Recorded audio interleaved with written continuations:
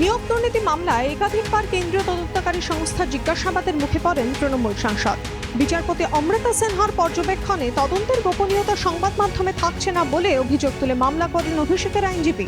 কেন্দ্রীয় তদন্তকারী সংস্থা কোন পথে তদন্ত করবে সে বিষয়ে বিচারপতির হস্তক্ষেপ এবং পর্যবেক্ষণের বিভিন্ন অংশ তুলে ধরে শীর্ষ আদালতের দ্বারস্থ হয়েছিলেন তৃণমূল সাংসদ। শীর্ষ আদালত এদিন স্পষ্ট জানিয়ে দেয়, এই বিষয়ে কোনো অভিযোগ থাকলে কলকাতা হাইকোর্টের ডিভিশন বেঞ্চের দ্বারস্থ হতে হবে। অভিষেকের পিটিশনের দুটি দিক। এক, ইডির তদন্তে বিচারপতির হস্তক্ষেপ। যেভাবে তদন্ত হচ্ছে তাতে ইডির তদন্তে বিচারপতি হস্তক্ষেপ করছেন। তদন্ত কিভাবে হবে সে বিষয়ে নির্দেশ দিচ্ছেন বিচারপতি। দুই, মিসলিডিং রিপোর্টিং। শুনানি পর্বে যেভাবে রিপোর্টিং হচ্ছে তাতে মিসলিড করা হচ্ছে। বিচারপতি অমৃতা সিনহার পর্যবেক্ষণের প্রেক্ষিতে সংবাদ মাধ্যমের খবরে মানহানি হচ্ছে। তবে শীর্ষ আদালত এই আবেদন গ্রাহ্য করেনি। বিচারপতি সঞ্জীব খান্না ও বিচারপতি SVN ভাটির বেঞ্চ এই আবেদনের ভিত্তিতে কার্যত শুনানি করতে চায়নি। হাইকোর্টের ডিভিশন বেঞ্চের হাতেই চূড়ান্ত ক্ষমতা প্রদান সুপ্রিম কোর্টের। সেক্ষেত্রে তদন্তের গতি প্রকৃতি সংক্রান্ত কোনো বিষয়ে শীর্ষ আদালত হস্তক্ষেপ করবে না, স্পষ্ট জানিয়ে দেয় সুপ্রিম কোর্ট। অভিষেকের সুপ্রিম ধাক্কায় তুঙ্গে রাজনৈতিক তরজা।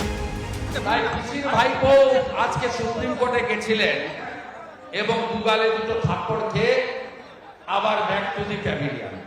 অভিষেক ব্যানার্জি যে কোনো মামলা টামলা কোনো কিছু হলেই রক্ষা কবচের জন্য চেষ্টা করেন, তদন্ত যাতে না হয় রক্ষা কবচ। এবং যখন কোর্টের রক্ষা কবচ পান না তখন দিল্লিওয়ালাদের মোদি সার রক্ষা কবচ দিয়ে চলতে পছন্দ করেন। নজরদারির নামে মামলায় হস্তক্ষেপ হবে না, সুপ্রিম কোর্ট তো সেগুলো বলে দিয়েছেন।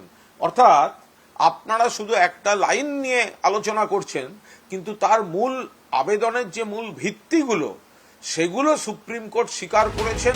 নিয়োগ দুর্নীতি মামলায় তদন্তে নেমে লিপস এন্ড বাউন্স সহ একাধিক সংস্থার খোঁজ পেয়েছে ইডি। লিপস এন্ড বাউন্সের এককালীন শীর্ষকর্তা হিসেবে অভিষেক বন্দ্যোপাধ্যায়ের সম্পত্তি খতিয়ানো চেয়েছে কেন্দ্রীয় তদন্তকারী সংস্থা। ইডির তুলে ধরা তথ্য নিয়ে কার্যত বিস্ময় প্রকাশ করেছেন বিচারপতি অমৃতা সিনহা। ইডিকে দ্রুত তদন্ত শেষের নির্দেশও দিয়েছেন বিচারপতি। সুপ্রিম রায় তৃণমূল সাংসদের চাপ বাড়ল কি? Bureau report, NKTV Bangla.